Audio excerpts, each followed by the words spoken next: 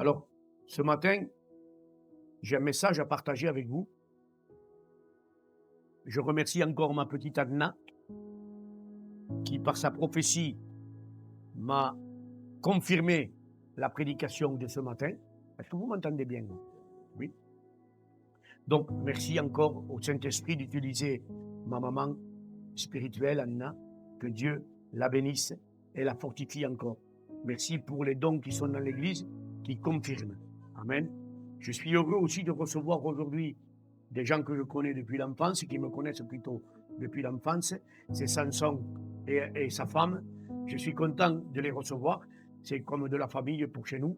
Donc, que Dieu les bénisse et les fortifie aussi. Vous êtes ici à votre maison. Hein? C'est comme ma famille, ça.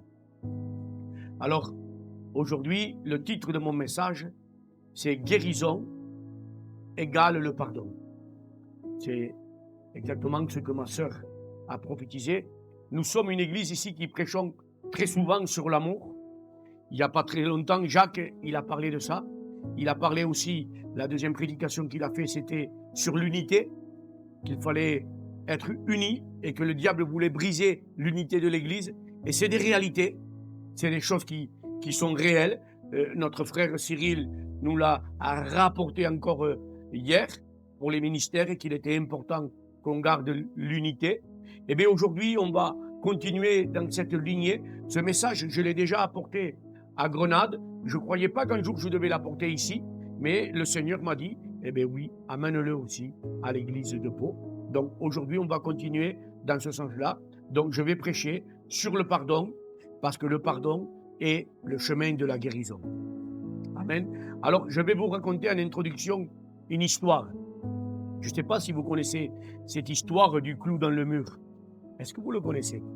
Alors, je vais essayer de vous le rapporter. Amen. Et bien sûr que j'ai mis mes ingrédients. Je le fais un peu à la gitane. Excusez-moi, mais je ne peux pas me changer comme ça du jour au lendemain. Mais le Seigneur a vraiment agi aussi dans ce domaine-là. Alors, je vous raconte cette histoire. En fait, il y avait un monsieur, une famille plutôt, qui vivait dans une maison modeste, une maison normale. Une maison qui était surtout bien placée, mais sa valeur n'était pas non plus la plus grande des valeurs.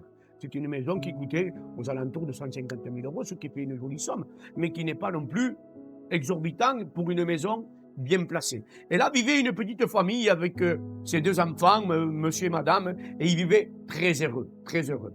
Et là un jour, un promoteur vient frapper à la porte de ces gens-là. Toc, toc, toc, toc. Toc, toc, toc. Et là, le papa ouvre la porte. Et là, ce promoteur, qui est quelqu'un de très vicieux, avec l'amour de l'argent, qui a juste envie de rentrer dans cette maison.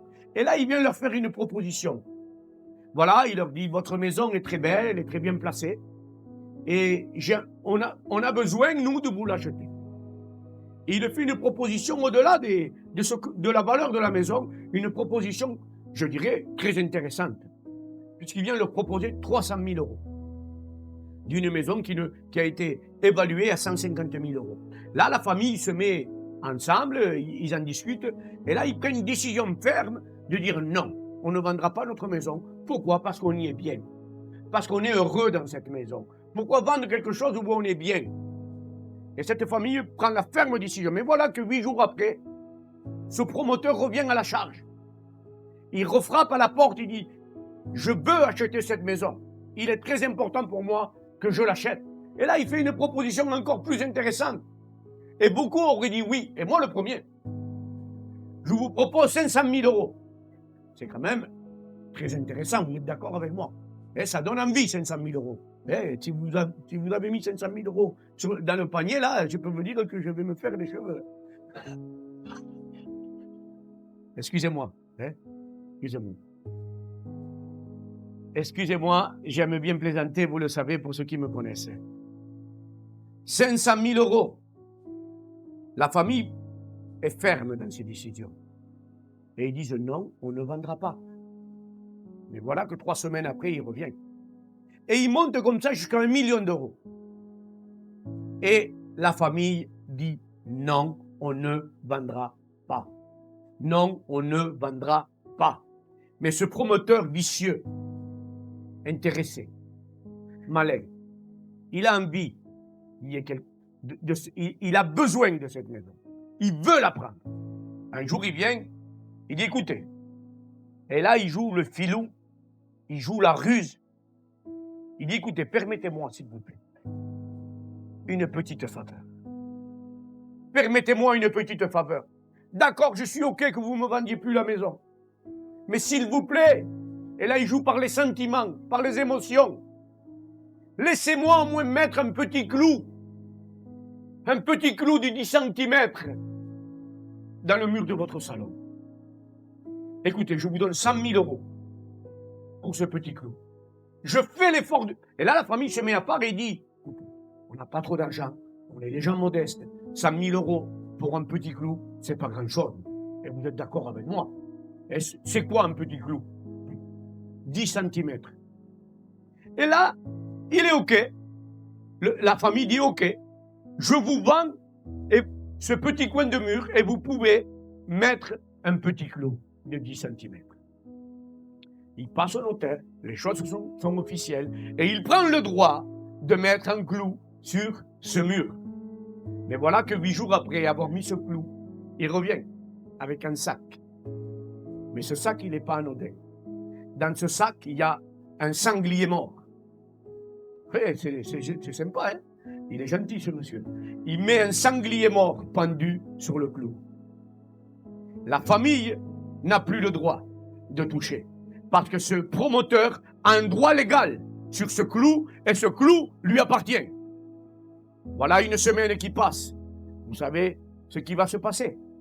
Le sanglier commence à se décomposer. Les odeurs commencent à s'évaporer dans toute la maison. La famille commence à se chamailler parce qu'ils ne comprennent pas pourquoi. Pourquoi on a dit oui à ce petit clou? Il y a des disputes, il y a des querelles. Ça ne va plus dans la famille. La famille commence à se chamailler de façon assez violente même. Et la mère reproche au père, le père reproche à la mère, etc. Au bout de quelques jours, la maison commence à pourrir. Le plafond se dégrade, les murs se dégradent, mais le promoteur revient à la charge.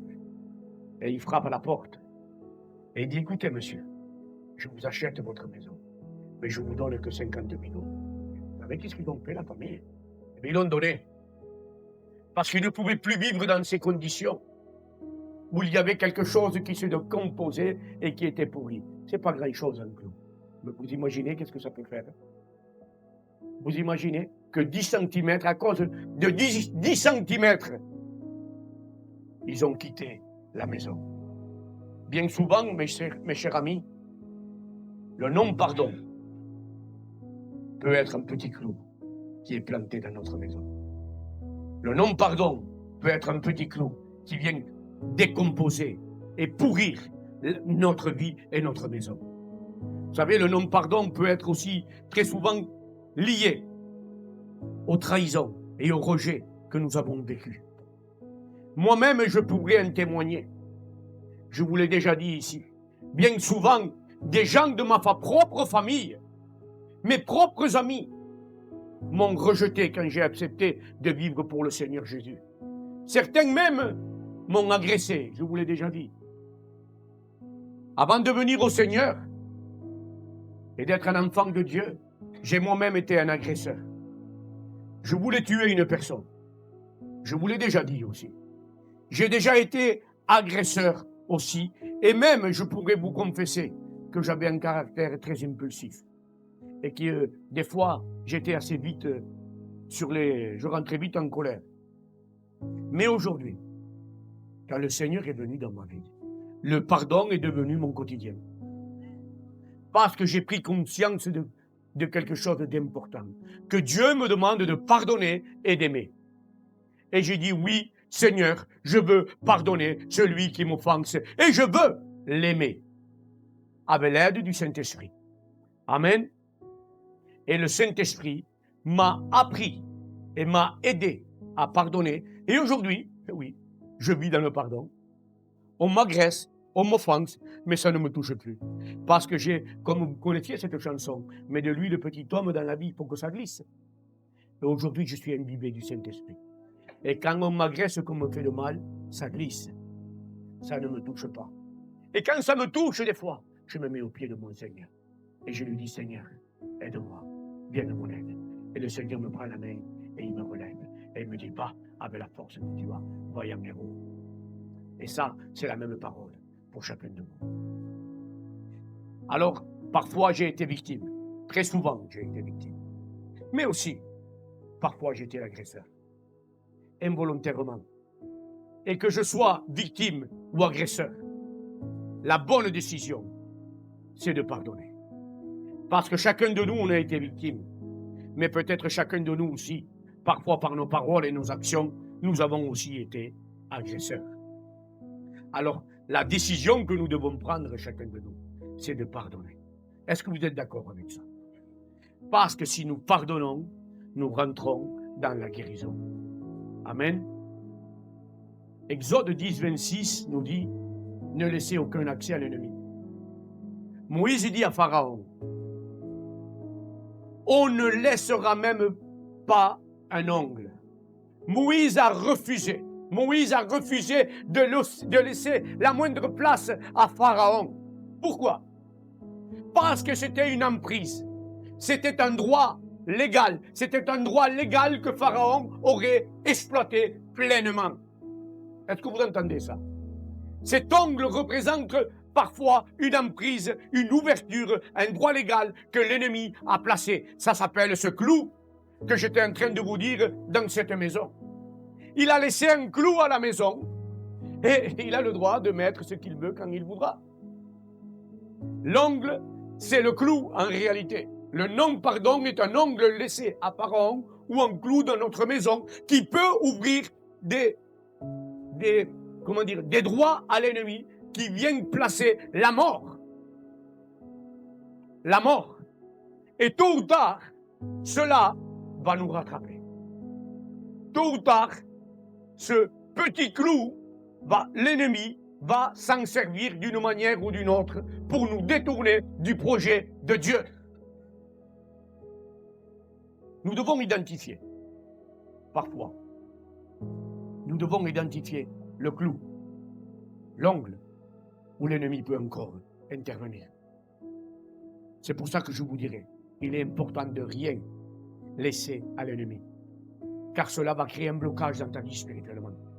Et un jour, je le répète, cela va te rattraper. Et le non-pardon, les anciens péchés, les anciennes habitudes, sont parfois aussi des accès à l'ennemi. 2 Pierre 1,9 nous dit ceci. Je laisse le temps qu'il puisse afficher, pour que vous puissiez lire. 2 Pierre 1,9. Celui en qui ces choses ne sont point est aveugle. Il ne voit pas de loin. Écoutez bien. Il a mis en oubli la purification de ses anciens péchés. Vous savez pourquoi? Parce que le temps n'arrange rien. Bien souvent, dans le monde, on dit « Oh, il faut laisser passer, le temps va arranger. » Mais moi, aujourd'hui, je vais vous inviter à rentrer et à plonger pleinement dans la rivière du pardon. Vous savez pourquoi? Parce que les liens du pardon, le temps ne les arrange pas. Il y a quelque chose qui les arrange. Ce n'est pas le temps qui guérit, mais c'est la repentance. Le temps n'arrange pas, mais la repentance, la prise de conscience que nous devons pardonner. Et là, on se met au pied du Seigneur et on dit « Seigneur, pardon. Aide-moi à pardonner cette personne. » C'est ça qui va arranger la situation. Non pas le temps. Le temps, c'est pour le monde. Nous, la Bible nous appelle à racheter le temps. Vous comprenez? Si on laisse passer le temps avec ce clou, eh bien, c'est-à-dire qu'on donne l'accès et l'ennemi pourra venir. Jusqu'au temps où on partira carrément de la maison de Dieu. Le temps n'arrange rien, mais la repentance, oui. Amen. Tu as peut-être des blessures non guéries aujourd'hui. Eh bien, le Seigneur t'invite aujourd'hui à la guérison. Et le Seigneur t'invite à recevoir l'aide pour que tu puisses pardonner. Il te demande de pardonner, mais il te donne les capacités de pardonner. Parce que c'est le Saint-Esprit qui diffuse en nous l'amour pour nous donner les capacités de pardonner. Alors là, je vais vous parler d'un point qui est important. C'est l'héritage. Là, c'est un point important. Il y a des bons héritages quand on hérite une belle somme d'argent, une belle maison, mais il y a des héritages spirituels qu'il faut combattre et qu'il ne faut pas accepter dans sa vie. Nous héritons parfois, sans le vouloir, la colère de nos descendants, de nos ancêtres, je dirais plutôt. Nous héritons en même temps de leur combat et nous héritons parfois même de leur ennemi. Alors, exemple que je vous donne, l'ennemi de mon père devient mon ennemi. L'ennemi de mon père devient mon ennemi. Mon père vient et il me dit, tu vois celui-là, là, il a fait ça, ça, ça, ça à ma famille. Alors moi, en tant que fils honorable, je dirais à mon fils, bon, tu vois cela là, cette famille Jean-Claude là-bas, ils ont fait ça, ça, ça, ça à notre famille. Je fais hériter à mon fils la colère de mon père. Eh oui, c'est un héritage de colère et de non-pardon que involontairement nous transmettons de père en fils ou de fille en fille. Et particulièrement dans ma tradition gitane, c'est encore plus ancré. Je vais vous dire mieux. Si un père avant de décéder te donne une parole, tu dois la respecter. Et cela devient un héritage de colère et de charge spirituelle dans ta vie. Et des fois, tu te demandes pourquoi tu n'avances pas. Parce que tu dois briser. Tu dois briser ces liens spirituels que l'ennemi a placés dans ta vie. L'ennemi de mon père, je répète, devient l'ennemi, mon ennemi. Et le mal fait à mon père, je le porte aussi. C'est difficile ce que je dis. Et oui, cela se transmet de génération en génération et cela vient créer sur nos vies un fardeau spirituel.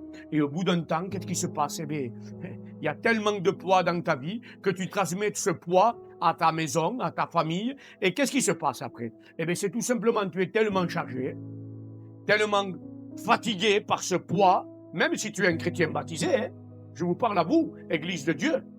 Je ne parle pas seulement aux gens du monde ici, je parle aux enfants de Dieu qui sont chargés de fardeau. Qu'est-ce qui se passe? Ces gens-là, à un moment, ils n'avancent plus. Ils s'assoient. Et vous savez que dans le royaume de Dieu, ça ne se passe pas pareil que dans le royaume de cette terre. Parce que pour être renouvelé, il faut marcher. Et quand l'ennemi arrive à te mettre des fardeaux générationnels dans ta vie, tu t'assois. Quand tu es fatigué sur cette terre, tu t'allonges, tu t'assois, tu dors. Mais avec Dieu, ce n'est pas pareil. Quand tu es fatigué, tu dois marcher. Parce que le psaume nous dira, c'est bien ce que nous dit le psaume, leur force augmente pendant la marche. Donc l'ennemi va t'empêcher de marcher en te surchargeant d'un poids et d'une fatigue. Mais là, il y a un texte qui dit, venez à moi, vous tous qui êtes fatigués et chargés, et je vous donnerai du repos. C'est vers lui qu'il faut se tourner aujourd'hui, alléluia. Que Dieu soit béni. Ensuite, je vous parle des démons territoriaux et familiaux. Il y a des démons qui ne veulent pas quitter les familles et les territoires. Moi, en ce moment, je vous le dis en même temps, je fais des réunions tous les mercredis à Tarbes. Il y a quelque chose qui se passe maintenant sur Tarbes. Quand je rentre dans le territoire du 65, nous sentons une autre charge spirituelle qui n'est pas la même que celle de Pau. Je sens qu'il y a comme une fatigue qui vient sur moi et qui veut m'empêcher d'aller évangéliser cette ville. Parce qu'il y a des démons territoriaux à Tarbes qui ont pris position et qui ne veulent pas que je vienne apporter la vie où il y a la mort. Mais il y a aussi des démons familiaux et territoriaux. Exemple, je vais vous donner un exemple. Dans le Nord, on dit souvent, oh, ça peinte là-bas. Hein. C'est les alcoolos, les gens du Nord. Vous avez déjà entendu ça. Et on dit souvent, à Marseille, c'est des menteurs. La sardine, elle a bloqué le port. Vous l'avez entendu ça déjà. C'est des paroles, des dictons qu'on dit comme ça. Et ça nous fait rire. Et c'est vrai que ça nous fait rire. Mais c'est des paroles qui se... Eh bien écoutez, écoutez-moi bien. Écoutez-moi, une minute. Ces dictons-là nous semblent rigolos, et c'est vrai qu'on les dit dans le sens de la plaisanterie, mais ça donne des droits. Ça donne des droits. Ça donne des droits de mentir. Les Marseillais, c'est des menteurs. On a mis un esprit de mensonge sur cette ville. Et qui c'est le père du mensonge? C'est le diable. Donc, ils ont un droit de mentir et d'exagérer. Parce que c'est des Marseillais. Et les autres, parce que c'est des ch'tis, ils ont le droit de se saouler à en mourir. On donne des droits comme ça, des fois, par notre bouche, à des démons. Et ça, on ne s'en rend même pas compte. Voyez, on en fait même des plaisanteries. Mais regardez le droit que ça donne à l'ennemi de placer un petit clou de rien du tout. Et avec ce petit clou de rien du tout, il nous rend esclaves de beaucoup. Vous comprenez? Très souvent, les caractères territoriaux et familiaux doivent être brisés. Le psaume 106, verset 6, nous dit ceci. Nous avons péché comme nos pères. Nous avons commis l'iniquité. Nous avons fait le mal. Bien souvent, dans la Bible, le peuple d'Israël demandait pardon pour leur père. Demandait pardon pour tout ce que le peuple d'Israël avait fait. Nos pères ont péché et ces liens peuvent être retransmis. Mais aujourd'hui, j'ai envie de vous dire au nom de Jésus-Christ qu'on ne soit pas des transmetteurs de malédiction. Est-ce que vous êtes d'accord avec moi? Mais que tous ici, nous soyons des transmetteurs d'amour et de paix et de joie. Que la transmission s'arrête à toi. Que la transmission s'arrête à toi. Alléluia. Parce que l'Église, toi qui es ici, tu as la grâce de connaître et d'entendre cette vérité. Et cette vérité a la puissance de te libérer aujourd'hui même. Alléluia. Parce que involontairement, sans le vouloir, on peut transmettre une blessure familiale à nos fils ou à nos filles. Par nos paroles, mais aussi par notre attitude et notre façon de faire. Quand j'étais petit, j'ai vécu le racisme. Parce que je suis un gitan, j'étais entouré par des gosses à l'école qui me traitaient de sale gitan. C'est vrai, je l'ai vécu toute ma vie. Et encore aujourd'hui, quand je vais demander une maison en location, j'envoie ma femme parce qu'elle est plus claire de peau que moi. Non, mais c'est des vérités. Je l'ai vécu et je le vis encore des fois aujourd'hui. Mais ma famille me l'a transmis. Ma famille me l'a donné. Elle m'a dit, attention, toi t'es un gitan, ne le dis pas. Parce qu'on va te refuser ça, ça, ça, ça et ça. Et parce que je suis un gitan, j'ai dû me défendre des fois violemment. Ça a rendu à moi, cette blessure m'a rendu méchant. Parce qu'avant de parler, je tapais. Et ça a commencé à l'école. Vous comprenez tout ça? J'ai reçu ça de ma famille. Du coup, je suis devenu un blessé qui transmettait cela aussi à ses enfants. J'ai transmis ça à mes enfants, involontairement. Et il n'y a pas très longtemps, j'ai fait une gaffe. Et je l'ai déjà raconté. J'avais un camion poids lourd, pas loin de chez moi, placé sur un petit terre-plein, à côté des voisins. Et là, en passant, en amenant mon fils Pablo à l'école, je dis, tu vois, ce serait des manouches ou des gitans qui seraient là. Les gendarmes seraient venus de suite et les embarquer. Je dis rien. Le lendemain, c'est ma femme qui amène le petit à l'école. Et mon petit Pablo dit à sa mère, tu vois, ça serait des gitans ou des manouches qui seraient là. Eh bien, les gendarmes, ils seraient déjà venus l'embarquer. Je l'ai transmis à mon fils. Je demande pardon au Seigneur. Parce que je ne veux pas être un transmetteur de malédiction, mais de paix et de réconciliation. Amen. Vous savez que les gitans, on a subi le racisme. C'est vrai. Et à la Deuxième Guerre mondiale, on a été jetés comme les Juifs dans des camps de concentration. On a souffert. Et oui, je le répète, nos familles nous l'ont retransmis. Mais je donne gloire à Dieu parce qu'aujourd'hui, je veux être comme Moïse, un libérateur. Et je ne veux plus laisser une ongle à l'ennemi. Je veux être un libérateur pour mon peuple, mais aussi pour tous les étrangers qui sont ici, qui ont subi le racisme. Je leur demande pardon au nom de Jésus-Christ. Oui, parce que ces choses-là blessent, qu'on le veuille ou pas. Et, avec tout le respect que je vous dois, ça veut aussi s'infiltrer dans les églises. Les églises deviennent racistes. Et ils veulent juste une ethnie, et c'est cette-ci qui est la meilleure. Mais au ciel, on n'aura pas que des gitans, des noirs ou des blancs. ça sera tous des enfants de Dieu. Amen. Et dans cette église, c'est comme ça que ça sera. Des enfants de Dieu, peu importe la couleur de notre peau. Amen. Je vais vous raconter un témoignage d'une jeune juive roumaine, survivante du camp de concentration d'Auschwitz, déportée avec sa sœur jumelle en 1944. Cette femme s'appelait Eva Moss-Gor. Alors, je vais vous l'épeler. Eva, E-V-A, je sais écrire quand c'est écrit.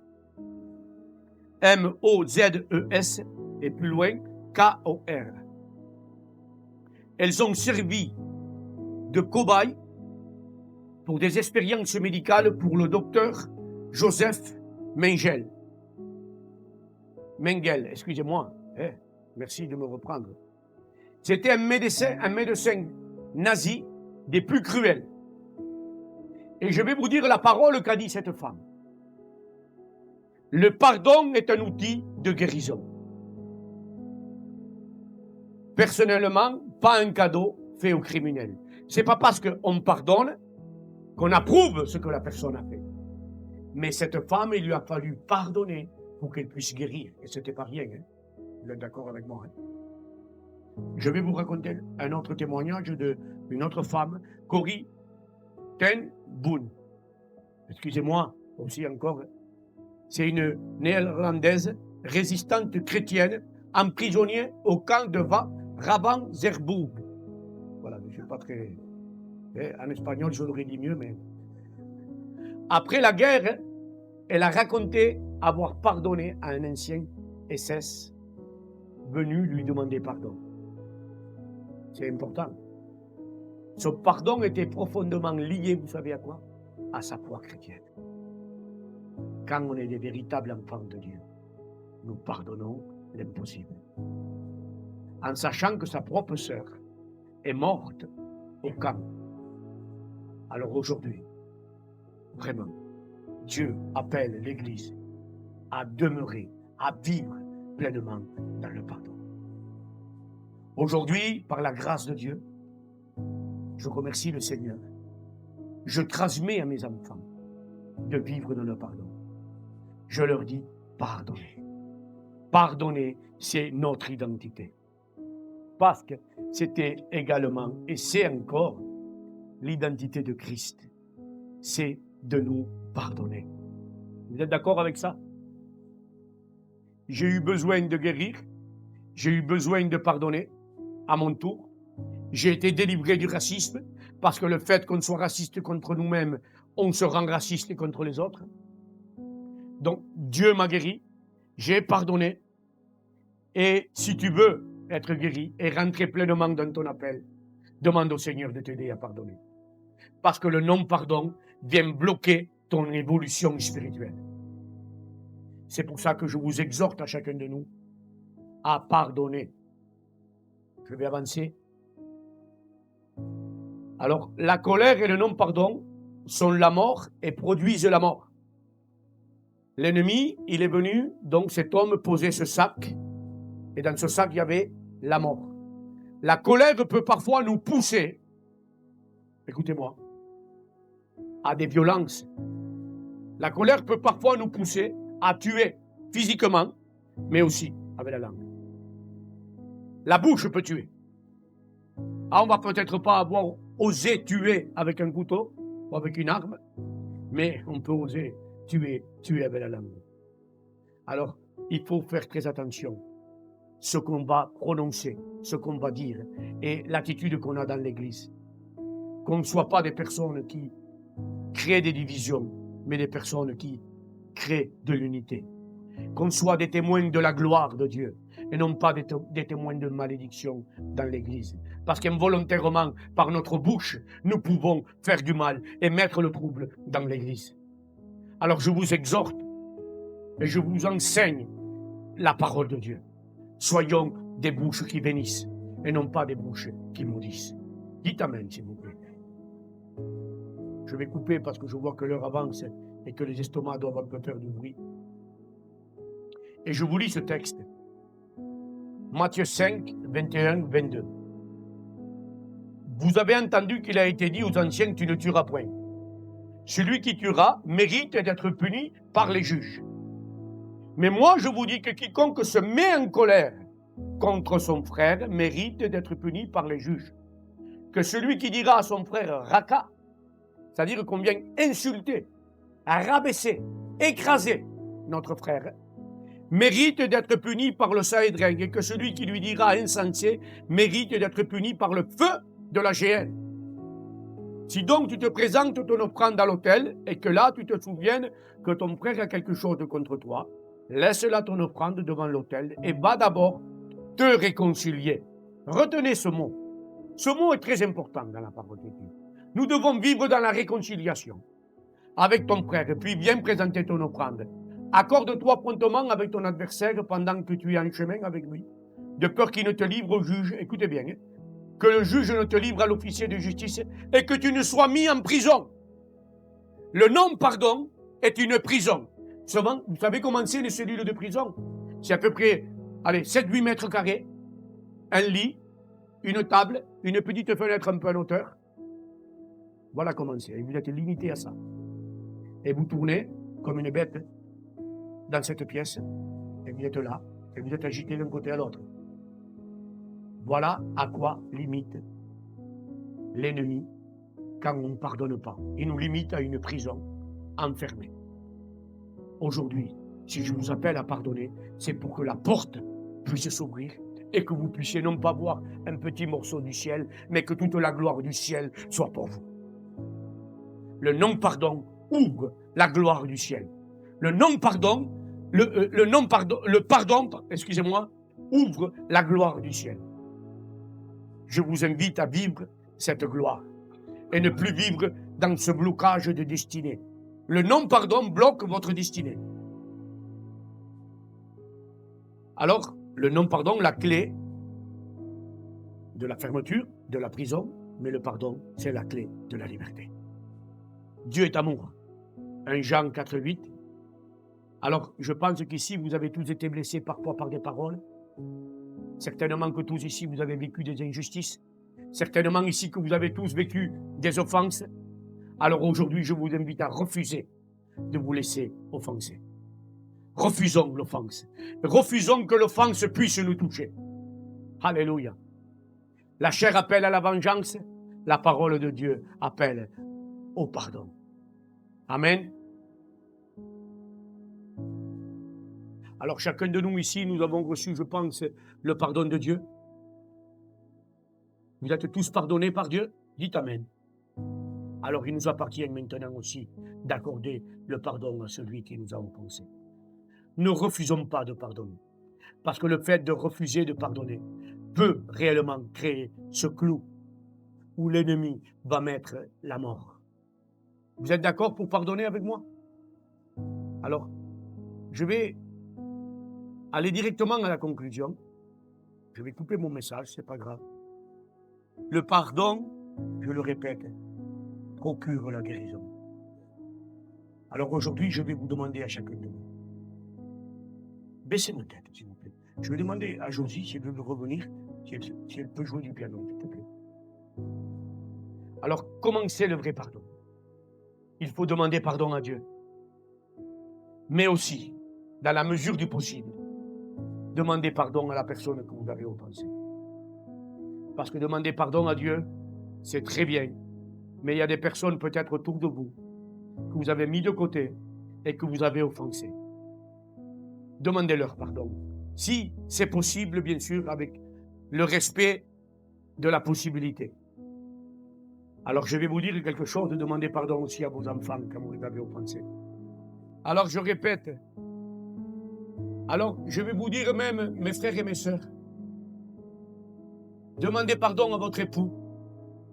Demandez pardon à votre épouse quand vous les avez offensés. Et je peux vous dire que ça, c'est une victoire dans le foyer, dans le couple. Et je répète, demandez pardon à vos enfants.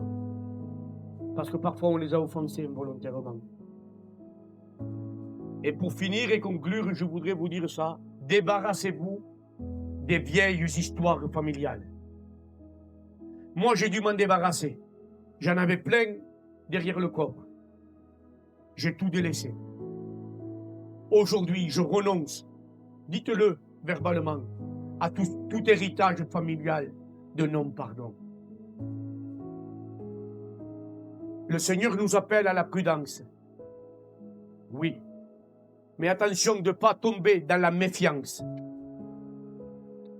Écoutez bien. Le pardon nous donne à être prudents avec les gens, mais pas à être méfiants. Le Seigneur nous appelle, soyez prudents comme les serpents, et ne nous dit pas méfiants. Parce que la méfiance égale médisance. Par exemple, quand j'ai été blessé par mon frère ou ma sœur, qu'est-ce que je vais faire? Quand je vais revivre la même scène, je vais encore me méfier de celui-là, parce que je vais dire l'autre me l'avait fait. Ce n'est pas ça le pardon. Le pardon, ce n'est pas mettre dans un tiroir, c'est le consumer par le feu du Saint-Esprit. Ne mettez pas les lettres, les vieilles lettres dans les tiroirs, mais laissez-les consumer par le Saint-Esprit. Vous serez prudent, et la prudence ne bloque pas, la méfiance bloque. Amen. Alors, tout en restant les têtes baissées, pour le respect de chacun, je demanderai aux personnes qui sont ici dans notre église aujourd'hui, qui se sentent touchées par des héritages de colère, qui se sentent touchés par le non-pardon et qui n'arrivent pas réellement à sortir, je leur demanderai de se lever, s'il vous plaît, pour qu'on puisse prier pour vous, pour que le Seigneur puisse aujourd'hui, je vais demander à mon frère Jacques de venir avec moi, pour prier pour ces personnes, s'il vous plaît. Avancez-vous, s'il vous plaît, donc. Avancez-vous, ce sera plus simple, s'il vous plaît. Avancez-vous, on va prier pour vous. Alléluia. Mais